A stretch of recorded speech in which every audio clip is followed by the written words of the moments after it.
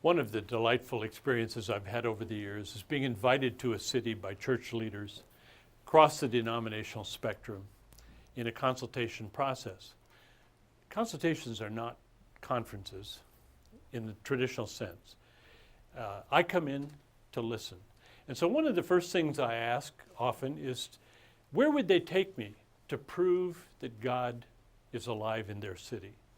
Now, almost every bishop, every superintendent has a favorite ministry. And so pretty soon the hands are going up, and pretty soon I'm being taken on a visual tour of the city. It's a wonderful exercise. It's something I would recommend you think about doing in your own city. But I want to do that now with all of you. I want to take you around and in an imaginary tour. We might start on the East Coast, a place like Boston. If we were to go there, I would take you into the inner city, south of the city center. I would take you to meet Reverend Rivers and introduce you to the 10-Point Coalition. Came out of work with gangs, but it has impacted Harvard. Rivers now team teaches at Harvard with Harvey Cox. The 10-Point Coalition has inspired a whole network of youth-related ministries coast to coast. It's a sign of hope for me. It comes out of Boston. It comes out of a Pentecostal pastor who was reaching out in his community. And Reverend Rivers has stayed there and had the 10-Point Coalition. Is effective in Boston, has gotten the ear of the leaders, but it is now spread all over the country. Obviously, I'd like to spend a lot of time in New York with you. One of my favorite cities. I'd take you right to Harlem. I'd take you to an old church like Abyssinia. Then I'd take you to 123rd and Madison and introduce you to Bethel Gospel Tabernacle. What an amazing story. It's really a school. In fact, it's an old middle school. The pastor used to get in trouble as a student in that school many years ago, and he'd always get sent to the principal's office. That is now his pastor's office, except he's just retired, so it's now turned over to his assistant. That whole building is a miracle, but it's filled with ministries. There are people living in that building coming off drugs. That building has become a beacon light in that community. And it's Bethel Gospel Tabernacle. And there are many, many ministries like that around Harlem. And of course, I want to take you to Bronx, South Bronx Coalition. A group of churches came together. They did housing, of course. And then they decided to start a school. And they took on the New York public school system. And they changed it. And they got the first ever charter school. And it is a magnificent, creative, totally new thing in New York. And it's run by South Bronx churches. 30 or so churches got the ear of the leaders of New York by coming together. Lutherans, Catholics, and others partnering and changing the city. I would take you to Brooklyn, of course. I would take you to a number of places in Brooklyn. The churches of all kinds, Lutherans and Catholics, have built thousands of houses in Brooklyn. And there are many, many places where we could see God's people at work. Old traditional churches, Baptist, Lutheran, come together and work in that city in amazing ways. I couldn't begin to tell you all the things that happen. If we went back to Lower Manhattan, I would introduce you to Marcus Rivera. What happened at 9/11 is that those planes impacted in the neighborhood where a number of parishes were isolated, never worked together. But because of 9/11, the churches in New York have come together in fresh ways. I would love to introduce you to a longtime friend, Mac Peer, and love to introduce you to other people who work with the city. Tim Keller, who's planted a church, and now the church planted many other churches. God is alive in New York City. Hundreds of pastors pray together in New York City. There are youth ministries and churches that are transforming that city. And when I take doctoral colleagues there and we see these models, we sit in amazement in the sidewalk cafes and talk half the night about what we're seeing. This is off the tourist maps, off CNN. It's what God's people are doing. It's kingdom at work in the Big Apple. Well, can't spend all the time on the East Coast. I mean, love to take you down the East Coast, but if I took you over to Pittsburgh, The Pittsburgh story goes back to Pastor Sam Shoemaker. Oh, it goes way before him too, of course. But Sam, ex-Marine, Sam, pastor of an Episcopal church, he used to take men in those days, men of the city, and take them up on Mount Washington, which looks down over the Golden Triangle, which was not very golden. It was quite a messy city. In fact, it was so polluted, there are pictures showing that the lights on the street burned 24 hours a day. It was so dark from the soot. And Sam said, "On your knees, men." And then he challenged them to pray over their city. And he did that for years. And he got a hold of some young people who've continued that vision. The theme was, let us pray that Pittsburgh will become known as much for God as for steel. What they didn't know was God was going to kill the steel industry. But the truth is, God became well known in Pittsburgh. The Pittsburgh experiment, which was a very radical idea of doing ministry, came out of that movement of Sam Shoemaker. Sam Shoemaker helped write the AA Creed and what became the 12-step program. Sam Shoemaker influenced Reed Carpenter. Reed Carpenter with Young Life came up there, and Reed said, I was one of those that Sam laid hands on and said, behold the city. And all of a sudden, my stuff looks so small by comparison to the kingdom stuff. And it changed his life. Out of Reed's life has come a leadership network around the United States focused on cities. It's chaired now by Wilson Goode, the former mayor of Philadelphia. This is a movement called the Leadership Fellowship, LFA, their new name, is the Leadership Foundation. Used to be a network, it's now become an association. And this movement is working with the city as a big picture. It's bringing people together, across the bounds. In Chicago, a guy named Bud from the Reformed Church was part of Reed's network, came together and he asked 60 leaders of the city, including the mayor, what was missing in Chicago, and they said incubators, business incubators. So the Chicago Leadership Foundation, which was known as Mid-America and is now known as the Good City, and the leader now is a Catholic, former priest. Basically, they started a business incubator to start for-profit and not-for-profit businesses. Once they kicked those off, Bud went to the leaders of the city and said, okay, we've done that, what's next? And they said, tutoring, we need tutoring. So they created a fellowship with Willow Creek, got 3,000 tutors a week to come into the city to tutor kids one-on-one. Okay, done that, what's next? And these things keep rolling around in the city. I would love to have you meet the Leadership Foundation Network. It came out of Pittsburgh, it's grounded in reality. It's in Chicago, and maybe the most exciting version of it is out in Fresno, where 8 Speeds is taking on the city. And there are wonderful signs of hope in cities across this country, from Philadelphia to Fresno. You'll find people working through these leadership networks. And here in Dallas, Kathy Dudley, who worked for years in West Dallas, 17 years or so, came here and started a leadership foundation, and that foundation continues to this day. So it's across the country, that's another sign of hope. I would love to take you to Chicago and have you meet Wayne. Wayne came to work for me when he was 16 years of age in inner city athletic mission back in the late 60s, early 70s. Wayne was from Iowa. One day, Wayne, after he finished Wheaton College, read in the Chicago Tribune that a football coach at Farragut High School had been shot after practice by one of his players. Spanish kid went home, got a gun, came back, shot the coach. Coach was black. He thought he was being discriminated against, put the coach out of commission. That story was in the newspapers the next day. Wayne read it in a suburb. He did what all you would have done. He went in the next day and applied for the coaching job.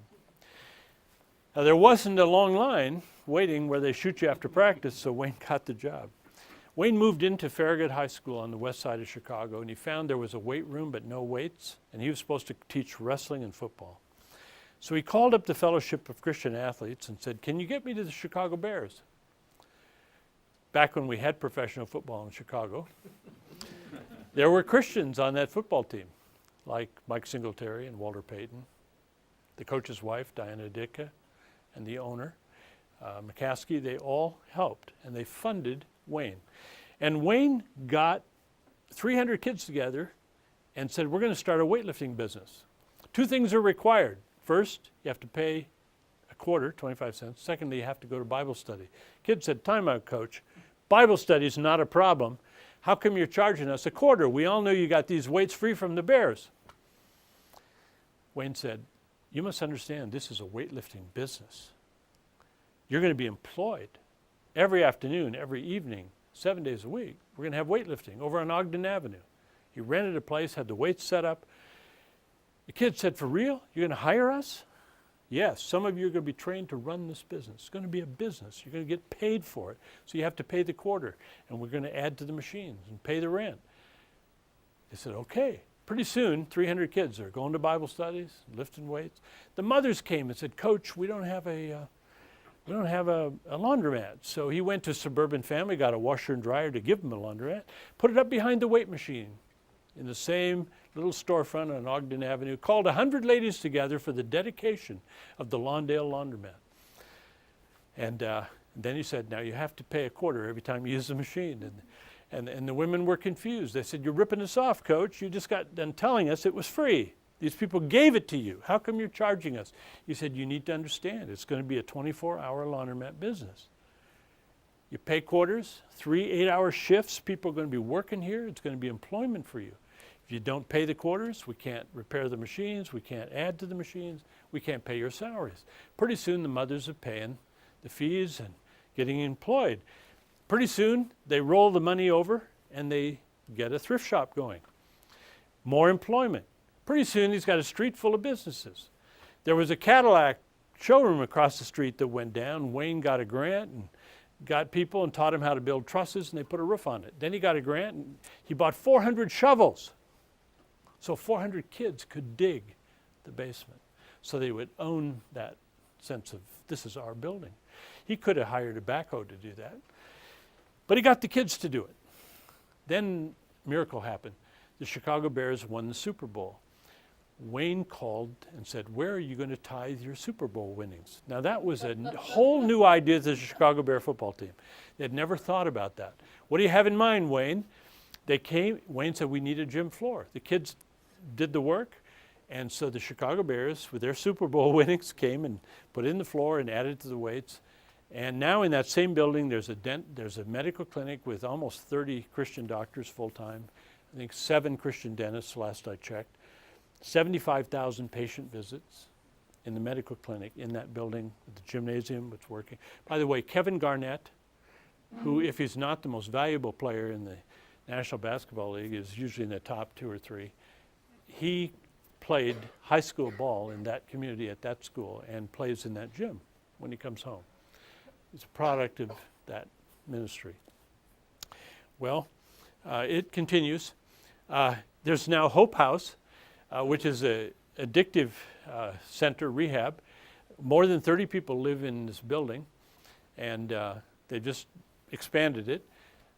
They got rehabbed a building at the corner of Central Park and Ogden, and Wayne called up Lou Malnati, who had 9 pizza companies, and said, where are you going to tithe your 10th one? New idea to Lou Malnati, the pizza tycoon.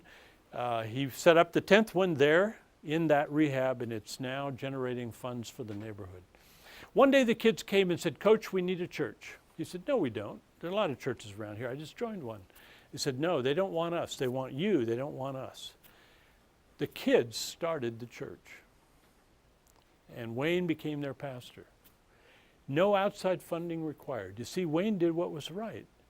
You don't in the inner city plant churches, you plant ministry. Ministry scratches people where they itch in the name of Jesus. What Wayne did, without knowing it, was absolutely right. You start businesses. The businesses generate the 2 things you need for a viable church: indigenous capital and indigenous labor. And so the church at Lawndale has grown, 1,200 or so members, 70% black, 30% white. They own more than 100 pieces of property. They've built hundreds of houses. Their former housing director is now the director of the parks for the city of Chicago, has a staff of over 100,000 people for Mayor Daley. He graduated from Lawndale Development Corporation to be parks director for the city of Chicago. The mayor has given contracts to rebuild the street to their own community development corporation. This is a church in a city. This is a sign of hope. Now here's the kicker. Wayne resigned from the pastorate, called me. I said, what? He said, I've resigned. I'm going to become the assistant pastor. I said, excuse me? He said, Ray, the people in this neighborhood have never seen a white man hand off power. And so he gave away the senior pastorate to become the assistant pastor. He's still there. Out of that ministry, with John Perkins' partnership, has come a network all over this country called CCDA. Christian Community Development Association is one of the signs of hope for me. When I co-hosted with Wayne a Chicago event 6 years ago, we had 4,000 people from 29 countries. This is lay ministry in action. Wayne's a layman. And basically, a layman who became a pastor. And the kids planted the church. This, for me, is a sign of hope. And it's a network that this year we'll meet in Atlanta on the third week of October. And then next year we'll meet in Indianapolis. Every year it meets in a different city, and it is a rolling scenario of people who have adopted the least and last and lost neighborhoods in America. It's a network of people who have made downward mobility an art form and have adopted the areas of violence and bad schools and say, let's move in there and make a difference. And so all across this country, we have networks like that emerging. These, for me, are signs of hope. And these networks are now expanding off into Africa and Asia and Latin America. And people are finding each other on websites and brokering resources across the oceans. City to city, neighborhood to neighborhood partnerships are emerging. Well, I should end up on the West Coast with at least one or two stories. LA, if we land there, I'll take you with Michael Motto or Bob Linthicum, and we'll go see what the Presbyterians have done in the Wilshire area. The amazing thing after the Rodney King riots is that nobody wanted to be there, and these historic churches didn't know what to do. And so they got community organizing going, and it's really marvelous there. There were crack houses just 20 feet from the parking lot of Hollywood Presbyterian Church, where our former Senate chaplain was the pastor, Lloyd Ogilvie. And frankly, only 1% of that congregation lived within 5 miles of that community. They had lost it. 5,000 kids sleep on the porches and streets and benches in Hollywood every single night. So Wilshire Hollywood had become a slum. And Bob Linthicum came in there with a biblically based theology, and he got these presbyterians and churches to work together, and they are rebuilding LA at the heart. If I could take you to Seattle, I would talk to you about what ethnics are doing. More than 70 Russian and Ukrainian churches have emerged on the I-5 corridor. It's absolutely stunning. Remember the Chinese who came to Seattle in a container? Container landed, and all of a sudden it opened and bodies started flowing out. 3 were dead, and the rest were running very fast. They were all caught. They were put in INS prison. The Chinese people in Seattle started praying for them. Then they got permission to go down and witness to them. They shared the Bible with them. One by one, I think all of the Chinese became Christians. Then the churches got permission to baptize them. The INS had never been asked that. They had no handbook solution, so they said, okay. So they came down and baptized them in INS prison. Now they're going back to China as in-your-face 3-alarm evangelists. The container Chinese have landed, and they have returned. The Russian plane Aeroflot lands in Seattle 3 times a week. The Russians started meeting the plane, and the Russian Christians would take the pilots out to dinner.